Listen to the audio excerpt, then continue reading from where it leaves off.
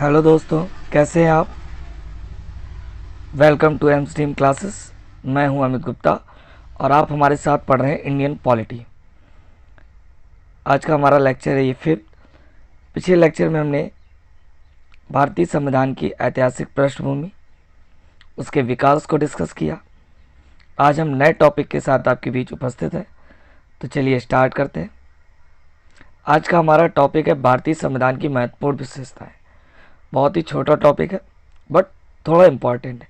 क्या क्या विशेषताएं हैं हमारे संविधान की, वो भी हमें जानना बहुत ज़रूरी है। स्टार्ट करने से पहले चैनल को सब्सक्राइब कर लीजिए अगर अभी तक आपने सब्सक्राइब नहीं किया है। वीडियो को लाइक कर लीजिए और शेयर कर दीजिए, और वीडियो को पूरा देखिएगा, अंत तक हमारे साथ बने रहिएगा ताकि आपको पूरी जानकारी मिल सके। चलिए स्टार्ट करते हैं। फैक्टर्स ऑफ कॉन्स्टिट्यूशन फॉर्मेशन का क्या फैक्टर है? संविधान को बनाने में योगदान करने वाले कारक। भारतीय संविधान को बनाने में योगदान करने वाले कारक थे: नंबर 1 फ्रेंच क्रांति, फ्रांस की क्रांति। नंबर 2 ब्रिटेन में संसदीय लोकतंत्र। और नंबर 3 अमेरिका में बिल का अधिकार तथा रूस में समाजवादी क्रांति। ये भारत के संविधान बनाने में योगदान करने वाले कारक थे। अच्छा, जो फॉरेन रिसोर्सेज हैं, विदेश से जो भी हमने लिया है, वो हम नेक्स्ट वीडियो में आपके साथ डिस्कस करेंगे। अभी सिर्फ हम कारकों की बात कर रहे हैं। चलिए आते हैं नेक्स्ट पॉइंट पर। भारतीय संविधान की महत्वपूर्ण विशेषताएं। क्या क्या विशेषता है? भारतीय संविधान की महत्वपूर्ण विशेषताएं निम्नलिखित हैं।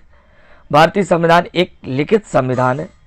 भारतीय संविधान कॉन्स्टिट्यूशन जो है हमारा, वो थोड़ा लचीला है, इसमें संशोधन किया जा सकता है, लेकिन यह भी कठोर है कुछ भाग के रूप में, अर्थात इसकी स्ट्रक्चर मूल संरचना में संशोधन नहीं किया जा सकता।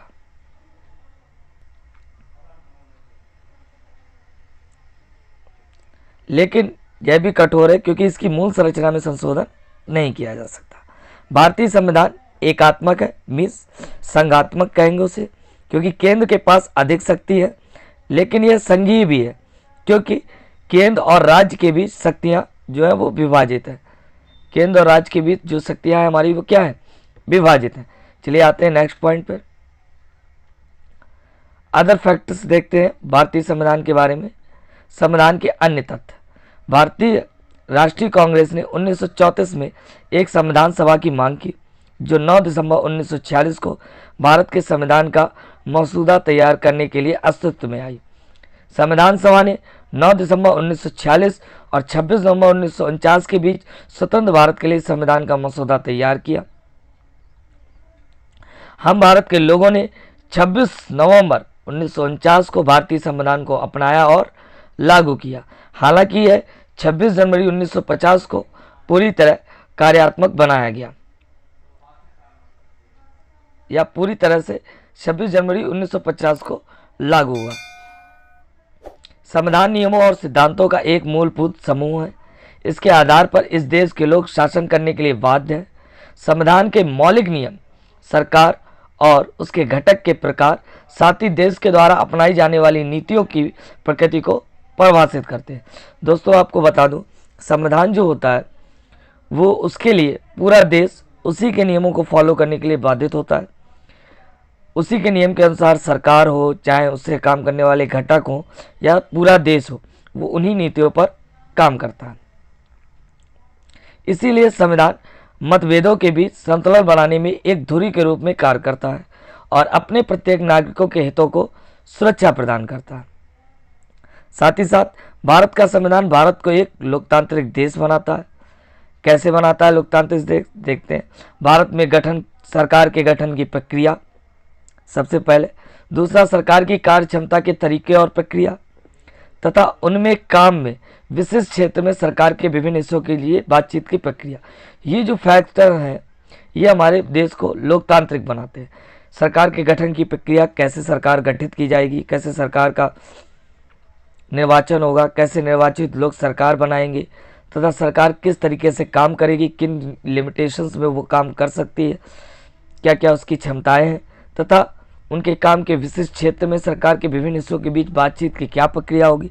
ये हमारे देश को लोकतांत्रिक बनाता है। साथ ही साथ इसके अलावा भारतीय मौलिक अधिकारों की एक सूची को भी परिभाषित करता है संविधान, जो कि राज्य के अत्याचार के खिलाफ और साथ ही एक विशेष समुदाय के प्रभुत्व जो बहुमत में है या सत्ता में है उसका जो प्रभुत्व है मीन्स सर्वे सर्वा है, तो उसका प्रभुत्व के खिलाफ हर नागरिक के हितों की रक्षा के लिए संविधान का एक महत्वपूर्ण हिस्सा है। संविधान भूमि का सर्वोच्च कानून और सरकार और उसके अंगों की सभी शक्तियों और अधिकारों का स्रोत है। इसी तरह सरकार न केवल संविधान से अपनी उत्पत्ति प्राप्त करती है बल्कि संविधान के ढांचे के भीतर अपने कार्यों और जिम्मेदारियों का निर्वहन करती है। तो दोस्तों आज के टॉपिक में हमने इतना डिस्कस किया। ये एक इमेज है जिसमें स्पीच दे रहे हैं और संविधान बनने के बाद जो स्पीच थी उसके बारे में मैंने दिखाया है। तो आज हमने पढ़ा भारतीय संविधान की महत्वपूर्ण विशेषताएं। अगर अभी तक आपने चैनल को सब्सक्राइब नहीं किया तो चैनल को सब्सक्राइब कर लीजिए। छोटा सा टॉपिक था और हमारी वीडियो को लाइक कर लीजिए और शेयर करिए। हमारा वीडियो आपको कैसा लगा नीचे कमेंट बॉक्स में ज़रूर लिखिए। अगर आप हमारे चैनल को सब्सक्राइब नहीं किया है तो अभी तक सब्सक्राइब कर लीजिए। साथ ही साथ हमें आप फेसबुक और इंस्टाग्राम पे भी फॉलो कर सकते हैं एम्स ड्रीम क्लासेस के नाम से। हमारा जो टेलीग्राम चैनल है उसे भी आप ज्वाइन कर सकते हैं एम्स ड्रीम क्लासेस के नाम से, जहां पर आपको सारे PDF नोट्स मिल जाएंगे और चैनल को सब्सक्राइब कर लीजिए। तो बहुत बहुत धन्यवाद आपका पूरा वीडियो देखने के लिए। हमारे साथ बने रहिए। नेक्स्ट टॉपिक के साथ बहुत जल्द आपके बीच उपस्थित होगा। तब तक के लिए धन्यवाद।